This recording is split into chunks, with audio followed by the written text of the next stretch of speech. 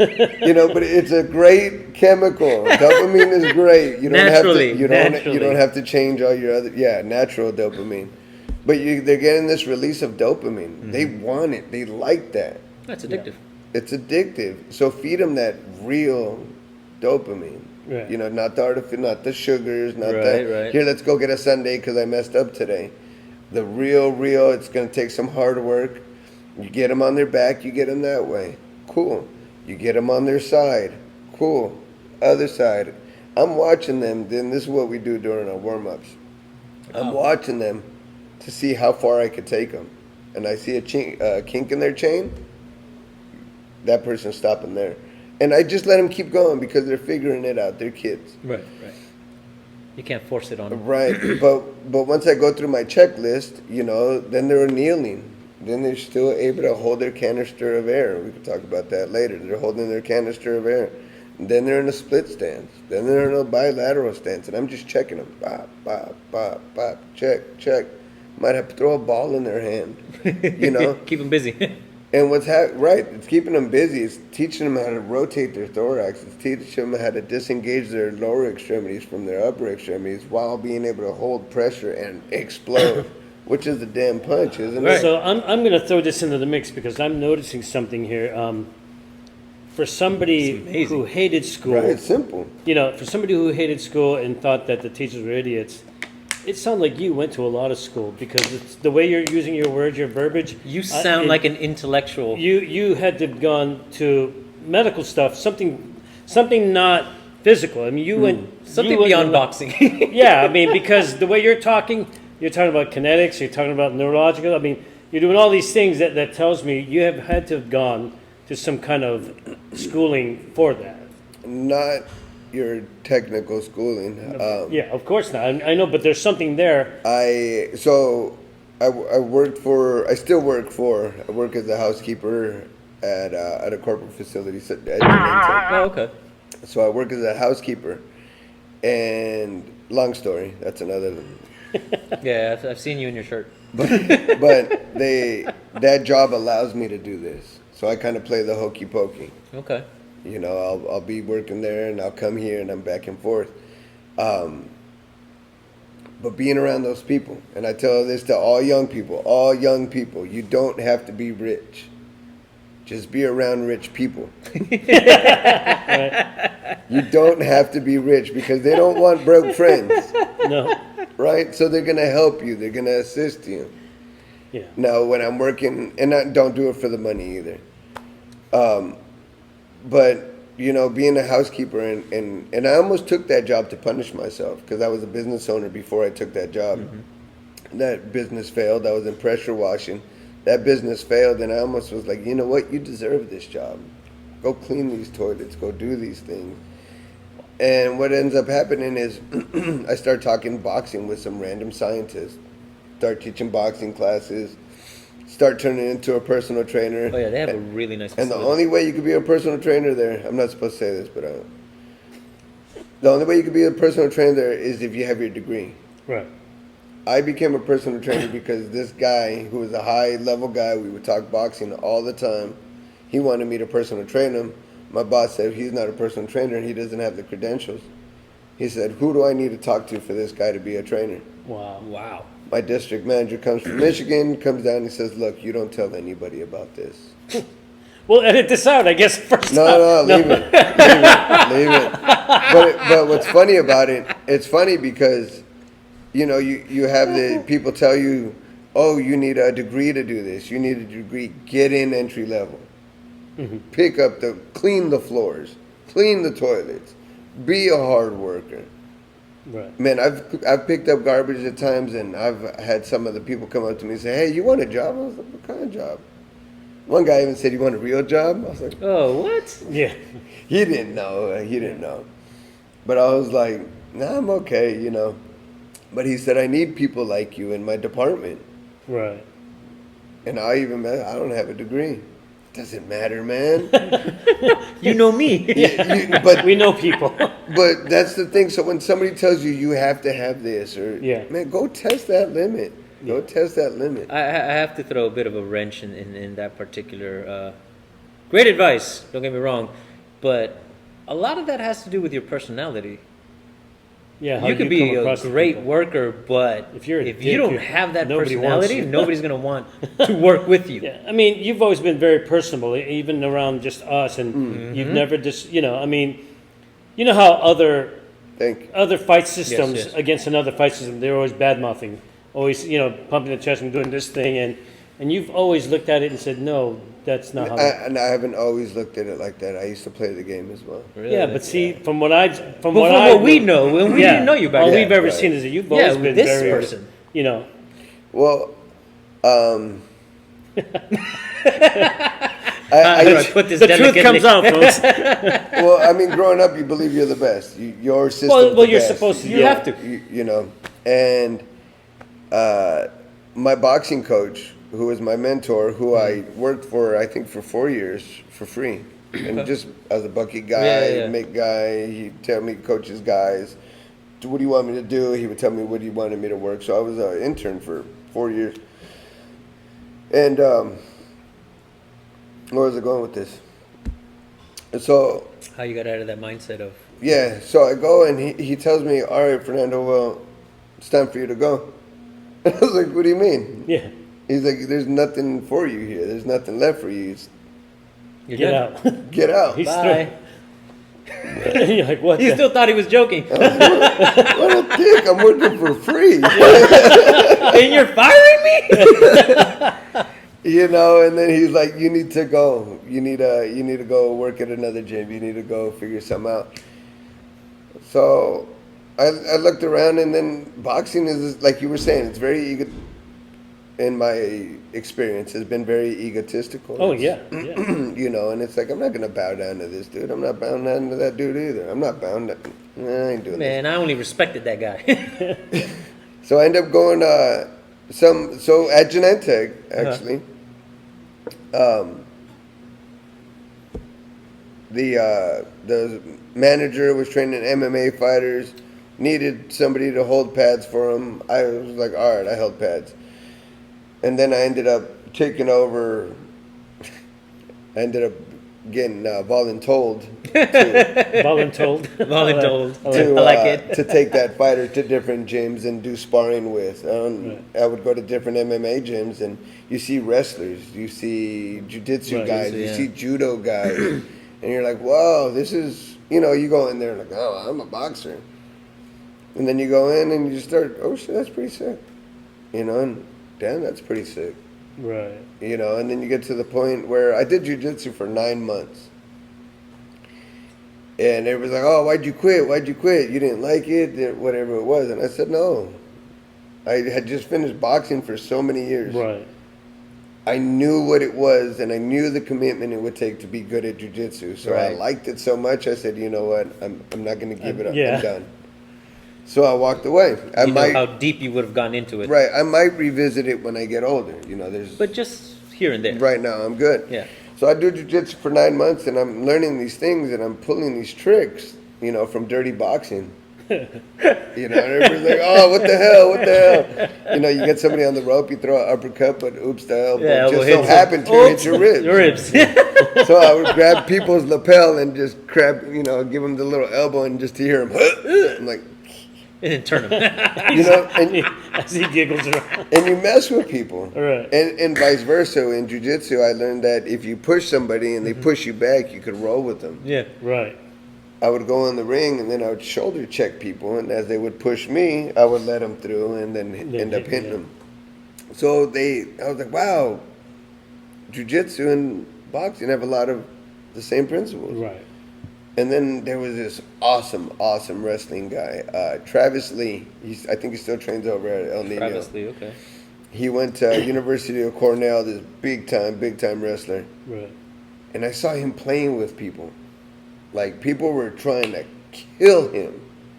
And you're like, oh, they got him. Oh, wow, how did he flip over? And just turn it. It's like people, Right. you really thought you had him. Freaking reversals, man. And then you hang out with those guys after training sessions. And that was the best. At MMA, That was my best part of experience with MMA was after the training sessions. Right, because now you're learning it. And everybody's talking, oh, this fool had me like this, and he had me like this. Now And you're getting ideas. And you're right, getting, right. Oh, okay. And Because they then- talked about the feeling behind it, what they were feeling at the time, what And they had to do. And a lot of those times, those conversations came after some herbal remedies. Of course. So there wasn't too much, Filtering. not you're too able much to- thinking. Yeah, yeah, because it's all just coming. It was just whatever you Yeah. felt came out. Right, you know, you yeah, didn't right. see anybody like thinking about what to There were no say. egos. How can I Everybody just say it? Yeah. What words can I say? You know, it's people in It's their pure natural. sharing. Yeah, Yeah, you're just nah, sharing. I had them like this, and it was like this, and it was like, oh, I feel you. You know, it's not. I don't hear what you're saying. No, I feel what you're saying. saying. That's you where know, that came from. Yeah, for sure. That's beautiful. You know, my uncle used to say, "I smell you. I smell you. That's me. I feel you so much. I smell you." So Too close. How did That's you? that's the prison uncle. That's the prison uncle. Of course. So how smell did you. How did you end up here? In this gym. So MMA, man, you know, I left boxing and then I went to MMA, and MMA was wow, a new world. This is Right. awesome, you know. And then, I didn't have a home. You know, that wasn't my home. Right. It was a cool You were place. visiting. Yeah, You yeah. were a visitor. I was there for the summer. That's how I kind of felt, you know. Well, I was there for about 5 years. Oh damn! Yeah. That's a long summer. Well, I told myself I'm gonna give it a good Good go. college try. Yeah, and it was cool. I learned a lot. You know, It sounds like it. I Yeah. met a lot of cool people. Yeah. I met an author. I worked with all these people. I worked with like the daughter of George Lucas or something. Okay. You meet all these like people. You're like, oh shit! A couple Raiders would come in. That's not a big deal. It's like a high school football team.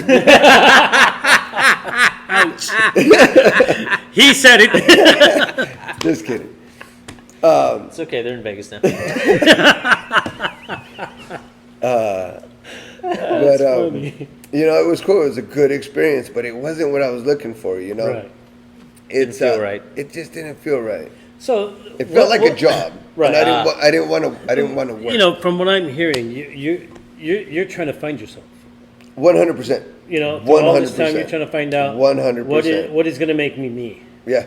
That's what led me to you. Yeah, it's Mm-hmm. awesome because you're willing to take the crap stuff, Oh yeah. sit there, build on it, and learn whatever you could learn, and then you're still looking for yourself. You had to let go of a lot of ego. Oh yeah, I mean, That's. Yeah. I mean, that's because the now you're talking to people hardest who part. actually have information you could use. Yeah. And Beyond you know what what? you Yeah. thought you knew. Yeah. Yeah. It's always my wife hates it. My wife fucking hates it. Because she's a very intellectual woman. She's very, well, tell me why. Oh, Well, show me, you know, Yeah. and it's very, you know, show me the proof. right. And if it doesn't jive, she says you're stupid and walks away. Yeah, what you're saying and what you're doing don't match. You know, and I'm more of a feelings guy. Right. Why'd you do that for? Because I Felt fucking right. felt like it. You know, and I'm good. Plain and simple. You know, and I get it. And then what's funny, you know, I don't know if you guys could see these yellow walls here. Yeah. I picked the wrong paint. It was supposed to be an orange, Right. as a request from the owner of the place. Right. I messed up. She comes down, says, no, Futaba, sorry. She says, no, that's not what I said. And I said, well, it's a custom paint, so I can't return it. Right. Let me use this as a primer, and then I'll go get the color that The you orange want. one, right? Right. She said, if you want to put the time in, go ahead, do it. So I come out and I painted it, and I was like, man, That looks good. it looks kind of good. I'm just going to leave it like this, see what she says. So she comes down and she says, wow, it looks good. You know, how'd you come up with that color scheme? And in my head, I was like, I actually messed up. That's not what I wanted. You know, and if you guys could see the machines Yeah, now, now they match. are matching Yep. that. You know, so not everything has to be planned. Not everything it has worked to be, you know, so I'm that intuition kind of guy. I came down here, I still remember walking down the stairs right there. And because I had trained here, Jimmy, the owner of the gym, Yeah. allowed me to train here one time when my gym was closed. Didn't charge me nothing. I wasn't poor or nothing. I was offered to pay, and he was like, "No, go ahead, work out. No Yeah. big deal." Oh, they're very generous here. Very. Good people. And that's when the gym was upstairs, Right. because they had closed all this down. The downstairs had the ring, so he said you could go down there by yourself, but you're fine. So I come down here and I go, holy shit, and I just saw shit. Yeah. I Yeah, remember. we've been down here We before. were here. And I'm not gonna say it's like crap, and I just remember seeing opportunity. Right. I was like, all right, shut up, don't get excited. It's not your Relax. home. It's not your place. You're just working out, and because I've been known to be a little much from time to time. From time to time. A lot of zeal. Yeah. So at the end of We my should get him workout, Ritalin. Yeah. I could still picture in my head all that. Yeah, no shit. But I go upstairs and I tell Jimmy, "What are you guys doing down there?" Right. I said, "No, man, it's just there." Huh, so, you think I could like try to run some classes? Because like I said, I'm not all this verbiage. This is later down the road if we have time. Right. All this verbiage and stuff. This came probably within the last 2 or 3 years. Right. Oh wow. So I go up there and I'm like, I probably even say, "What y'all doing down there?" or something like that. And he goes, "Nothing really." And I didn't know what to say. I didn't have an answer. I didn't have a plan. I was like, "Do you mind if I take a shot?" I didn't even know what that meant. Right. I said, "Yeah, go ahead. Just whatever." And I'm sure so many people tell them, "Oh, yeah, I'm going to do this. I'm going to do this." And Yeah. usually fall through. We've been through that too. I'm just saying, We've through seen life those guys. experiences. No, He we gives just mean me here specifically. he gives me a shot. And, man, the first thing I did was I moved something. And he goes, "What are you doing? You can't just move stuff." And I was like, "Yeah, but I needed that room right there." Right. And then as I got the room, people started coming in. 1 client, 4 clients, 5 clients. I was like, wow, man. I got to a point where I was like 10 clients. I'm like, man, I'm making $1,000 a month. Holy crap. Right. This is real, right? It's not even a lot of money, but. And then it got to the point where it was like, wow, this is too much. Too much money. Well, it's not too much money. My lack of planning set me up horribly because I had adults, I had advanced people, I Yeah, had you had kids, too I had many- all you were these like, things, which I thought was a bad thing. Right. I thought it was a bad thing. Because you didn't know how to handle it I yet. didn't know how to handle it yet. But if I always go back to the ABCs, Right. everybody's on the same playing field. Now, some might be a little more crisper, Right. but the point of the game isn't so much to get tired, it's to get better at your craft. I like that. Jimmy upstairs says it, the devil lives in the details. Yeah. That is a meticulous man for being so and if laid you back. focus on the details, you're just going to get good. Yep. There's how many sayings are there? The greater the summit, the higher, or the greater Yeah. the foundation, the higher the summit. And if you get these fighters, I used to try to show fighters, oh, let me show you this cool combination. Let me show you this cool setup. Let me show you this. But if they don't even know how to breathe correctly, they're already behind the 8 ball. Right. Right. If they don't know how to breathe correctly, they're going to need more cardio because they tire themselves out. If I could just get you to speak the same language at me, I don't have to. I could impress you with the basics. Right. In my opinion, the best way to break down a fighter is to give him the basics. Attack his weaknesses. It's like a hot chick. You don't just pay him so much attention. Just let them know they're not even there. Take that pedestal out from there. Put them down on your playing Pretty level. much. Right. And then now we can move forward. Because if you got those holes in your game and you continue to hold, you're Just still get bigger, gonna yeah. have those Yeah. holes. It's gonna fall apart at some point. Right. Fall Yeah. apart. Bunch of holes in the foundation. It's just going to crumble eventually. That's interesting that you're saying that because a lot of the stuff when we start our training, we start with the very basics. We don't even let him go beyond that for like 6 months. Yeah. We keep him down there and say, hey, here's Exercises. Then once we'll do an exercise for a month, just exercising, just understanding the exercise and understanding those movements of an exercise, and then like But once they get past the 6 month mark and they're still here.